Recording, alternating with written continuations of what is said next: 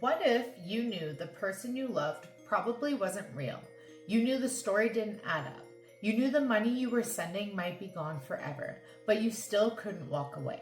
That sounds impossible, but that's exactly what happened to Jean Booth, and the reason why is one of the most fascinating part of modern romance scams. Jean Booth wasn't looking for a scam.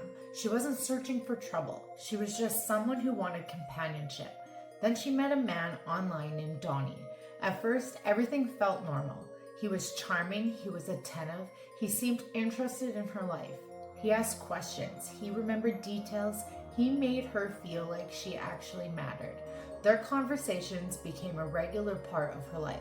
Messages in the morning, messages at night, long conversations about their lives, their hopes, and what their future could look like. And then before Jean realized it, this person she had never met in real life had become someone she was emotionally connected to. But then came the first warning signs. Jean wanted to meet. After all, if this relationship was real, eventually they had to see each other face to face. But every time plans were made, something happened. There was always a reason, a problem, a delay, an obstacle that made meeting impossible. At first, Jean accepted the explanations. People have problems and life gets complicated. But eventually the excuses started piling up and the conversations changed. Donnie started needing help. Not with some huge, unbelievable request at first. Small things. Situations that sounded temporary. Problems that made Jean feel like she was the only one that could help. And because she cared about him, she wanted to believe him, she sent the money. Then another problem came, then another, and every time Jean thought things would finally move forward, another emergency appeared. The relationship became a cycle, a promise of the future, followed by another reason why that future had to wait. Over time, Jean sent more than $90,000, but something was happening behind the scenes. The people around her were starting to notice, and her friends were very concerned. They questioned why someone who claimed to love her was always asking for help, but could never actually be there. They told her something was wrong, and eventually Jean started asking herself the same question. Was Donnie real, or was she in love with someone who only existed online?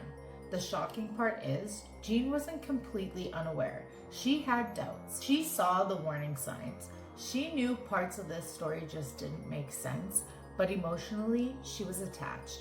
And that made leaving much harder, because it wasn't just about money anymore. She had spent months talking to this person. She had created memories. She had imagined a future with this guy. Walking away meant accepting that the relationship she believed in might have been built on a lie. And that's exactly what makes romance scams so complicated.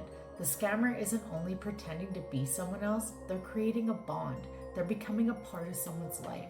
Jean's story gained attention because she was willing to admit something many victims struggled to say. A part of her knew the truth, but another part of her hoped she was wrong. The Associated Press investigated her story and showed how romance scams are becoming increasingly sophisticated.